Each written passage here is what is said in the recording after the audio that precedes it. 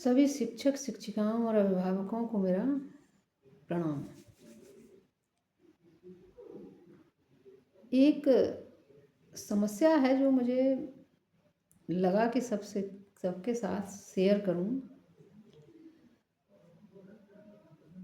हमें नहीं समझ आता कि बच्चे अपने गुरुजनों का सम्मान करते हैं या फिर उनसे डरते हैं या फिर उनको कॉपी करते हैं। ये समझ नहीं आया क्योंकि कुछ दिनों पहले मेरे सामने एक समस्या आई। मेरा अपना ही बेटा है जो मेरे सामने लेके आया कि मम्मी मेरे लिए ये परिभाषा याद कराओ।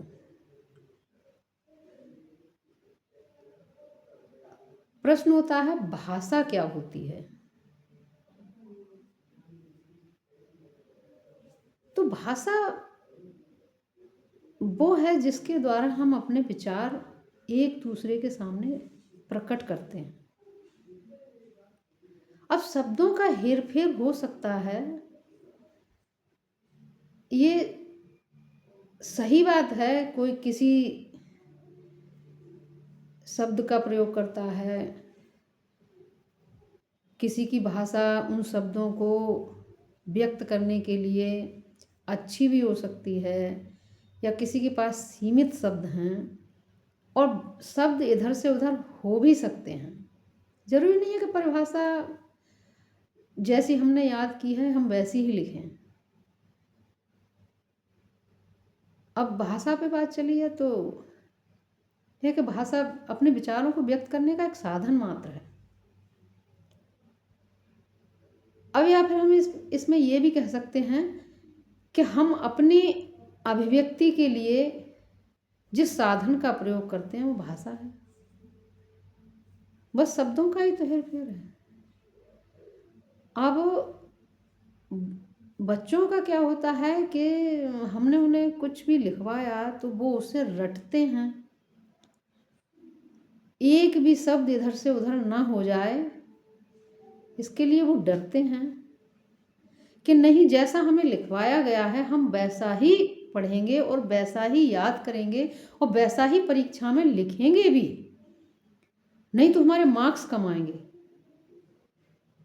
तो मेरी समझ में ये नहीं आया कि ये समस्या है या फिर उनकी अभिव्यक्ति को विराम दिया जा रहा है। उन्हें अपने अंदर से कुछ भी क्या कहूँ मैं इसे, अपनी अभिव्यक्ति को करने से रोका जा रहा है। अपनी तरफ से एक भी शब्द ना लगा सकते हैं। तो जो भी है मुझे लगा कि ये समस्या है एक शब्दों का इधर से उधर हो जाना। जब हम अपनी तरफ से कुछ भी जोड़ते हैं तो शब्द इधर से उधर होंगे ही। हाँ, अर्थ वही रहना चाहिए जो हम कहना चाह रहे हैं। वर्ण क्या है, भाषा क्या है, संज्ञा की परिभाषा क्या है, ये सब परिभाषाएं हैं। संज्ञा वो है जिससे किसी वस्तु, व्यक्ति अथवा भाव का बोध होता हो। अब संज्ञा को हम ऐसे भी तो कह सकते हैं जिन शब्दों के द्वारा हम व्यक्ति, वस्तु अथवा भाव को जानते हैं, संज्ञा की परिभाषा ही है। तो ये एक विचार है या एक समस्या है जो मैंने बच्चों में देखी है कि वो शब्दों को इधर से उधर ना होने देना। ये नंबरों के लिए होता है या फिर ये एक अपनी अभिव्यक्ति को व्यक्त ना करना होता है, क्या होता है। अब इसमें अगर ये देखा जाए कि वो बच्चे अपने शिक्षक की बातों को सर्वोपरि तो रखना चाहते हैं और इधर से उधर एक भी शब्द ना हो ये भी चाहते हैं। अब इसमें कमी किसकी है? अभिभावक की, शिक्षक की या छात्र की।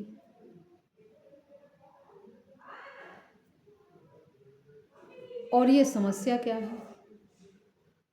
अब समस्या यही है कि हम ना तो शिक्षकों से बात करते हैं,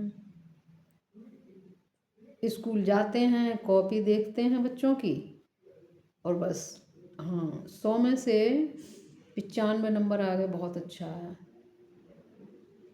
उनके सामने तथ्य कितने क्लियर हो रहे हैं, वो तथ्यों को कितना समझ रहे हैं, इस पे हमारा ध्यान नहीं होता है। वो रट के लिख रहे हैं या समझ के लिख रहे हैं, ये हम समझने की भी कोशिश नहीं करते। ना शिक्षक करते हैं और ना अभिभावक। समस्या सिर्फ यहीं पर होती है। समस्या का जन्म यहीं से होता है और हम उसी रटने को बच्चों पर थोपते रहते हैं कि जो हमने कह दिया वही सत्य है, वही तुम्हें याद करना है। तो यही एक समस्या है। अब हम जाकर ये नहीं देखते हैं स्कूलों में कि बच्चे ने हमारे उसमें कॉपी में लिखा क्या है। नंबर देख लिया, हम संतुष्ट हो गए, हम चले आए अपने घर पे। कोई फर्क नहीं पड़ता कि बच्चा क्या सीख रहा है, क्या समझ रहा है। टीचर्स ने तारीफ कर दी, अरे आपका बच्चा बहुत अच्छा है, देखिए इतने नंबर्स आते हैं, खुश, बच्चा भी खुश, हम भी खुश।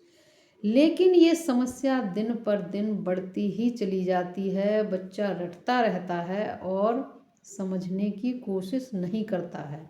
अब इसको समझने की कोशिश कौन करेगा? किसको करनी चाहिए इसको समझने की कोशिश? इसको समझने की कोशिश एक अभिभावक को करनी चाहिए, एक शिक्षक को करनी चाहिए, जो कि उसके भविष्य को बनाने का काम करते हैं। लेकिन वो दोनों ही इस तथ्य को अनदेखा करते हैं। और वो अनदेखा क्यों होता है? अपनी व्यस्तताओं के चलते। हम अपनी व्यस्तताओं के चलते बच्चों के भविष्य को अनदेखा करते हैं। समस्याओं के समाधान को नहीं खोजते हैं। और उस समस्या का समाधान है संवाद, आपस में संवाद। यदि हम आपस में बात करें, एक दूसरे की बात को समझें, यदि शिक्षक पढ़ाने के बाद ये पूछे कि इसमें क्या समझ आया, क्या समझ नहीं आया, तो समस्या का समाधान हो सकता है। मान लीजिए मैंने पढ़ाया संज्ञा क्या होती है, मैंने लिखवा दिया किसी व्यक्ति, वस्तु अथवा भाव को संज्ञा कहते हैं। अब बच्चे को क्या बताना है कि व्यक्ति क्या है, वस्तु क्या है, अथवा भाव क्या होता है। इसको भी हमें उसके सामने स्पष्ट करना होगा। व्यक्ति कोई भी हो सकता है, XYZ, किसी का भी नाम हो सकता है, मेरा, आपका, किसी का भी नाम। अब जरूरी नहीं है कि उसमें राम लिख दिया तो राम ही होगा, सीता लिख दिया तो सीता ही होगा। वो किसी भी छात्र का नाम हो सकता है। मान लीजिए हमारे माता पिता का नाम भी हो सकता है व्यक्ति के नाम में, हमारे मित्र का नाम भी हो सकता है। अब इसी तरीके से वस्तु का नाम, तो वस्तु का नाम जरूरी नहीं है कि वो किताब ही हो। वो कुर्सी, मेज, अलमारी, चादर, किताब, पेन, पेंसिल, कुछ भी हो सकता है। और भाव, सुख, दुख, हर्ष, विषाद, घृणा, प्रेम,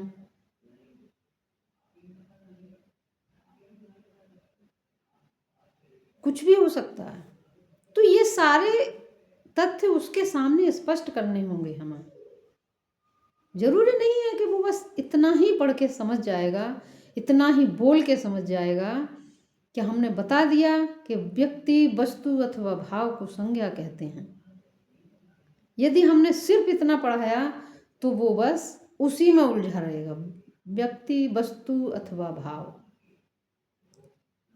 ये सारे तथ्य हमें उसके सामने स्पष्ट करने होंगे कि व्यक्ति में किसी भी व्यक्ति का नाम हो सकता है, वस्तु में किसी भी वस्तु का नाम हो सकता है, स्थान में किसी भी स्थान का नाम हो सकता है, XYZ, आगरा, अलीगढ़, मुरादाबाद, बिसौली, बिलसी, भारत, कुछ भी हो सकता है, किसी भी स्थान का नाम हो सकता है।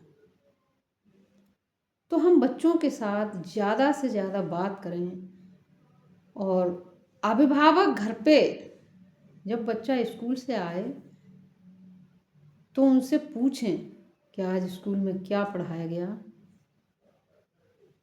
किस विषय पर पढ़ाया गया, किस विषय में क्या पढ़ाया गया।